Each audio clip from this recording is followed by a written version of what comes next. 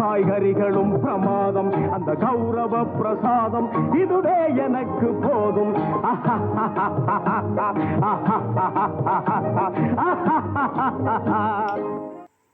Hi friends, welcome to Alli's Darbar.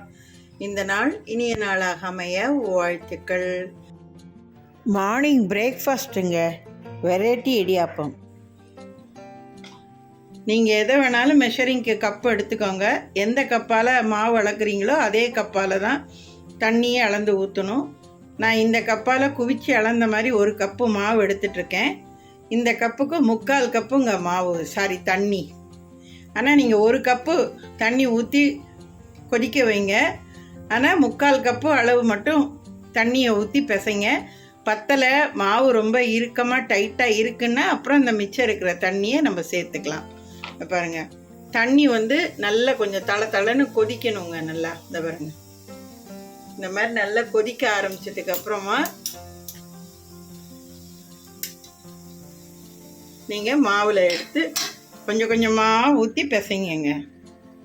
நான் ஏற்கனவே இந்த மாவில் 1 டேபிள் ஸ்பூன் தேங்காய் எண்ணெயும் 1 டீஸ்பூன் உப்பும் சேர்த்துருக்கேங்க நான்.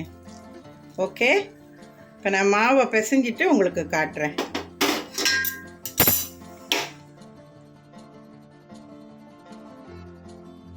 இப்போ பாருங்கங்க, தண்ணியை ஊற்றி கொஞ்சம் கொஞ்சமாக இந்த மாதிரி மரக்கரண்டியாலேயோ இல்லை உங்களுக்கு வாட்டமாக எது கரண்டி இருக்கோ அதால் வச்சுக்கிட்டு நல்லா இப்படி முதல்ல எல்லாம் பிசைஞ்சிக்கோங்க. கொஞ்சம் கை சூடு பொறுக்கும்போது கையில் லேசாக எண்ணெயை தடவிட்டு மாவை நல்லா இழுத்து பிசைங்க. சப்பாத்தி மாவு பதத்துக்கு டைட்டாக இருக்கணுங்க. நமக்கு புழியறதுக்கு ஈஸியாக வேணும்னு மாவை தளர்த்தியாக பிசையக்கூடாது. சப்பாத்தி மாவு பதத்துக்கு டைட்டாக பிசைஞ்சிட்டு புழியும் போது நம்ம கொஞ்சம் கஷ்டமாக தான் இருக்கும், கை வலிக்கும். அந்த மாதிரி பதத்தில் தான் மாவு இருக்கணும். அப்போ தான் இடியாப்பம் வெந்ததுன்னா நல்லா வெந்து பூ போல் உதிரியாக நல்லா வருங்க. ஓகே, பாருங்கள், நமக்கெல்லாம் பிசைஞ்சு பழக்கப்பட்டதுனால நமக்கு சூடு கைக்கு தாங்கும். புதுசாக கற்றுக்கிறவங்க உங்கள் கை சூடு பொறுக்கும்பொழுது, அதான் கொஞ்சம் வார்மாக, ரொம்ப ஆற விட்டுறாதீங்க, அப்புறம் மாவு பிசைய வராது.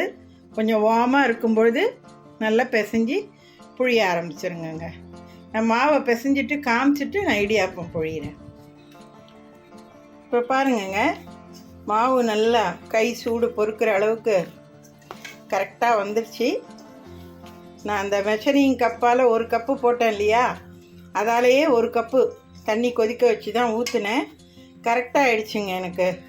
1 கப்புக்கு 1 கப்பு தண்ணின்னு மாவும் கரெக்டாக பிசைஞ்சிட்டேன்.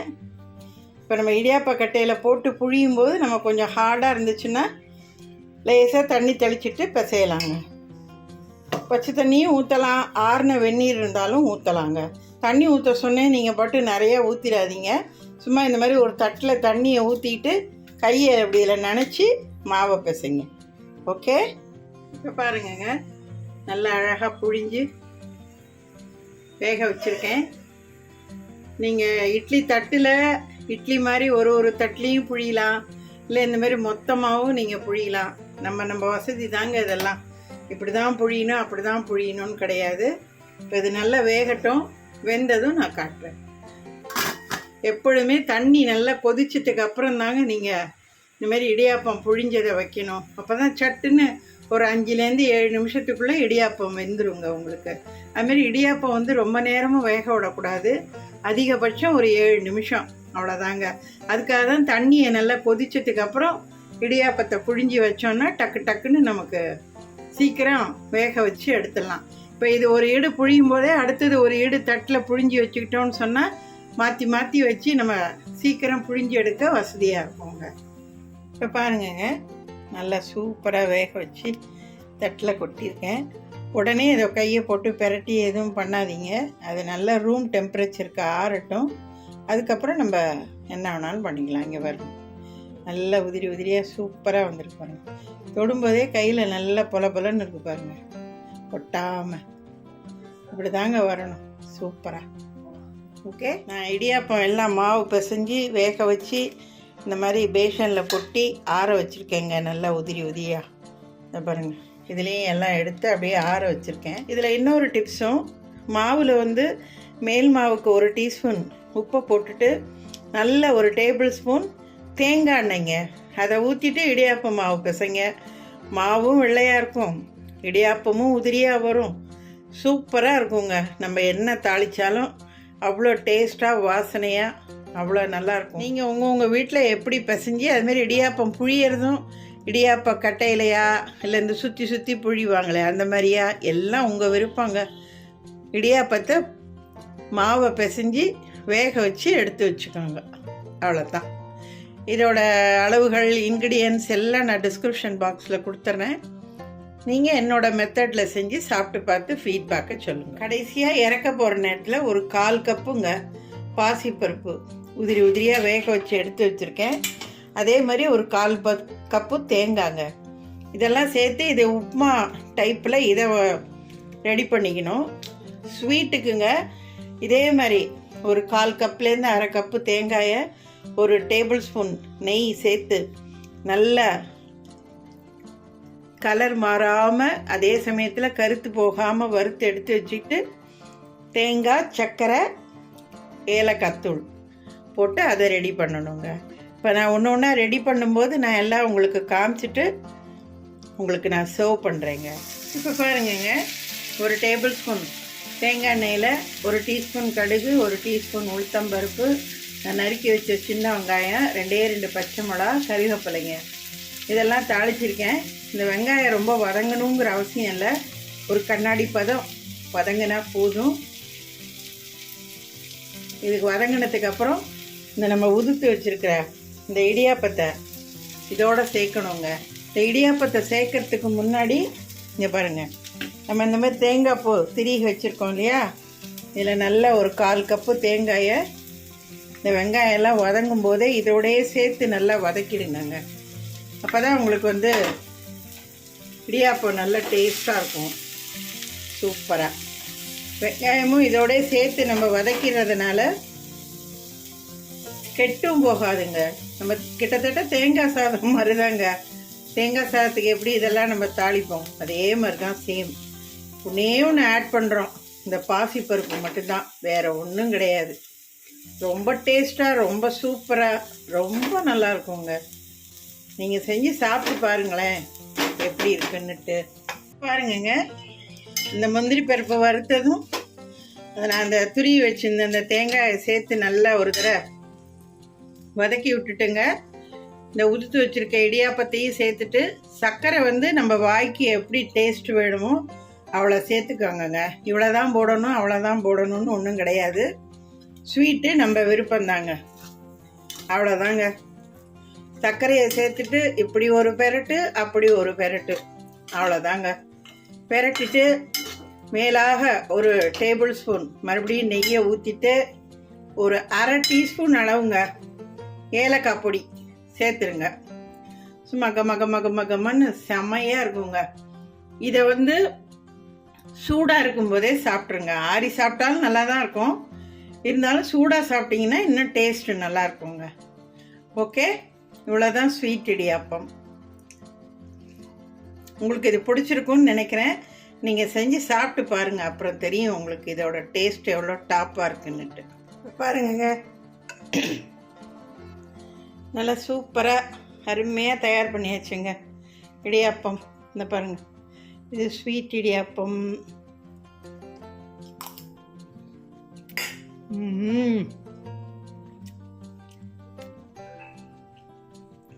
இது கார இடியாப்பங்க.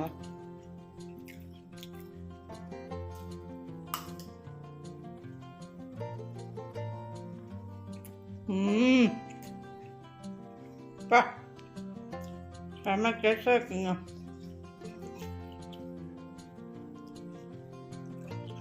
சாப்பிட்டுக்கிட்டே இருக்கலாம் வளர்த்த. அப்புறங்க இந்த அச்சில் மாவெல்லாம் நம்ம இடியாப்பம் புழிஞ்சிட்டு கடைசியாக புழிய முடியாமல் இருக்கிற அந்த மாவு எடுத்து இந்த மாதிரி குட்டி குட்டி கொழுக்கட்டையாக உருட்டி வேக வச்சு எடுத்து இந்த மாதிரி இந்த கொழுக்கட்டையை சாப்பிட்றது எத்தனை பேருக்கு பிடிக்கும்னு சொல்லி கமெண்ட்டில் போஸ்ட் பண்ணுங்க. ஐயோ, எங்கள் வீட்டில் எல்லோரும் சின்னவங்கலேருந்து பெரியவங்க வரைக்கும் அடிச்சுக்குவோங்க. இவ்வளோ சூப்பராக தயார் பண்ண இடியாப்பத்தை விட்டுட்டு இந்த கொழுக்கட்டைக்கு தாங்க எல்லாம் சண்டை நடக்கும் வீட்டில், எனக்கும் உனக்குன்னுட்டு. அவ்வளோ சாஃப்டாக, அவ்வளோ டேஸ்ட்டாக, ரொம்ப நல்லாயிருக்குங்க. நீங்கள் பால் கொழுக்கட்டைக்கு கூட இந்த இடியாப்ப மாவை பயன்படுத்தி நீங்கள் பால் கொழுக்கட்டை பண்ணலாங்க. நான் அதையும் உங்களுக்கு நான் செஞ்சு காட்டுறேன் எப்படின்னு. என்னங்க, உங்களுக்கும் இந்த டிஷ்ஷு பிடிச்சிருக்குன்னு நினைக்கிறேன். நீங்களும் இதை விரும்புவீங்கன்னு நினைக்கிறேன். நான் எப்பொழுதும் சொல்கிற மாதிரி என்னோடய மெத்தடில், என்னோடய ஸ்டைலில், எனக்கு தெரிஞ்ச மாதிரி நான் அடிக்கடி எப்படி செய்வேனோ அதேமாரி உங்களுக்கு செஞ்சு காமிச்சிருக்கேங்க. நீங்களும் இதே மெத்தடில் இதே மாதிரி செஞ்சு சாப்பிட்டு பாருங்கள். சூப்பராக இருக்குங்க. நல்லா பசுன்னு அவ்வளோ நல்லாயிருக்கும்.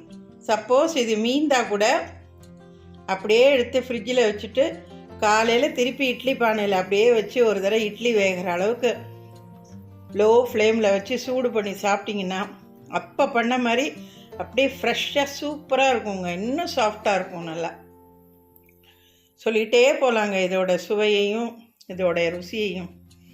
உங்களுக்கும் இந்த வீடியோ பிடிச்சிருக்கும்னு நினைக்கிறேன். இது நைட்டு டின்னர் ரெசிபியாகவும் எடுத்துக்கலாம், மார்னிங் பிரேக்ஃபாஸ்ட்டாகவும் எடுத்துக்கலாங்க. நம்ம எப்போ வேணாலும் இதை சாப்பிட்லாம் நம்ம. ஆனால் இந்த மாவு வந்து 200% ஹோம்மேடு இடியாப்பம் மாவுங்க. நான் வீட்டிலே தயார் பண்ண மாவில் செஞ்ச இடியாப்பம் தான் இது.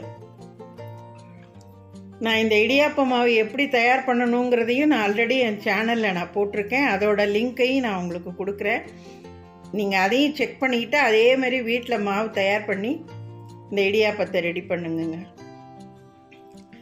என் சேனலை சப்ஸ்கிரைப் பண்ணுங்கள், லைக் பண்ணுங்கள், ஷேர் பண்ணுங்கள், கமெண்ட் பண்ணுங்கள். ஆல் பெல் சிம்பலை கிளிக் பண்ணிக்கோங்க. என்னோடய வீடியோ எல்லாம் உங்களுக்கு நோட்டிஃபிகேஷன் சிம்பலோட உடனே வந்துடும். என் பிளேலிஸ்ட்லேயும் செக் பண்ணுங்கள். உங்களுக்கு பிடித்தமான டிஷ்ஷஸை செஞ்சு சாப்பிட்டு பாருங்கள். எனக்கு நல்லா சப்போர்ட் பண்ணுங்கள். சப்ஸ்கிரைப் பண்ணாமல் நிறைய பேர் பார்க்குறீங்க. தயவு செஞ்சு சப்ஸ்கிரைப் பண்ணி பாருங்கங்க. வாழ்த்துக்கள். வாழ்க வளமுடன். அடுத்த ஒரு சூப்பரான இந்த மாதிரி பிரேக்ஃபாஸ்ட் ஆர் டின்னர் ரெசிபியில் உங்களை சந்திக்கிறேங்க. Have it. Yummy. See you next. Bye-bye.